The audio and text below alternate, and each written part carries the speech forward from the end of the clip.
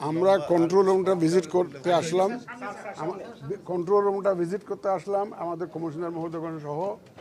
আপনারা তো দেখলেন এবং এখানে ড্রোন থেকে আরম্ভ করে এভরিথিং আমরা ইউজ করছি। সম্পূর্ণ সায়েন্টিফিক মেথডে আমরা কেন্দ্রীয়ভাবে এটা মনিটর করছি। আপনারা দেখতেছেন, আপনারাও দেখতে পারেন। আমাদের ত্রয়োদশ জাতীয় নির্বাচন যেমন সুন্দরভাবে সম্পন্ন হয়েছে, আপনারা দেখেছেন, সারা দেশবাসী দেখেছে, বিশ্ববাসী দেখেছে। এইটাও যাতে অন্তত ওর চাইতে ভালো ছাড়া যাতে খারাপ না হয়, এইটা আমরা জোর দিয়েছি। এবং ইনশাল্লাহ একদম সুন্দরভাবে একদম স্মুথলি এই ইলেকশনটা যাতে হয়, সব ধরনের অ্যারেঞ্জমেন্ট আমরা নিয়েছি। আপনারা জানেন শেরপুরটা বর্ডারিং এলাকা, ওখানে আর্মি বর্ডারের একটু দূরে থাকতে হয়, 8 কিলোমিটার বোধহয় সম্ভবত থাকতে হয়। এই জন্য আমরা এখানে ডেভেলপমেন্ট অফ বিজিবিটা বাড়িয়েছি। ওখানে বিজিবিকে আমরা এখানে ইফেক্টিভলি বিজিবিকে ইউজ করছি, র্যাবকে ইউজ করছি, তারপর আনসার পুলিশ ওনারা তো আছেনই।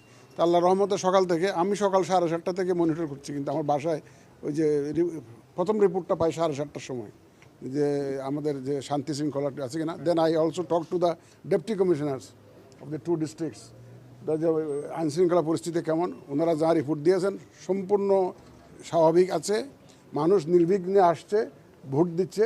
আপনারা জানেন বাই ইলেকশনে একটু সাধারণত একটু টেন্ডেন্সি থাকে ভোটারের টার্ন আউট কম হয়, তারপরে দেখা যাক যা হয় আপনারা দেখতে পাবেন। তো মানুষ শান্তিপূর্ণভাবে আসছে এবং শান্তিপূর্ণ পরিবেশে ভোট দিচ্ছে, শান্তিপূর্ণ পরিবেশে তারা নিজ বাড়িতে ফেরত যাচ্ছে। ইলেকশন বলতে সারা বিশ্বতে যা বোঝায়, ইন্টারন্যাশনাল স্ট্যান্ডার্ডে যা বোঝায়, সেইটা আমরা দেখাইতে চাই এই জাতিকে। এই চট্টগ্রামের 2টা আসনে এখনো স্থগিত আছে, এখন কোন অবস্থায় আছে? এটা আদালতের এখতিয়ার, সাবজুডিস ম্যাটার, এগুলো আদালত সিদ্ধান্ত যখন যেরকম দেয় আমরা সেইভাবেই ব্যবস্থা নেব। এটা আদালতের ব্যাপার, এটা আমাদের কোনো নিয়ন্ত্রণে নাই। স্যার, বিগত সরকারের আমলে স্থানীয় সরকারের নির্বাচন নিয়ে 3টি সিটি নির্বাচন নিয়ে একটি চিঠি দিয়েছিল। আপনারা কি ওই চিঠির আলোকে আগাচ্ছেন নাকি নতুন সরকার? এখন এটা নিয়ে এখন কথা বলতে চাই না। ওটা সরকারের সাথে আমাদের বসতে হবে, অনেক আলাপ আলোচনার ব্যাপার আছে, আইন কানুন এই যে অধ্যাদেশ হয়েছে এগুলো পাশ করার ব্যাপার আছে। সব কিছু মিলিয়ে সার্বিক পরিস্থিতি বিবেচনা করে পরে আমরা একটা সরকারের সাথে আলাপ আলোচনা করে একটা সিদ্ধান্ত, পরে কমিশন সিদ্ধান্ত নেবে।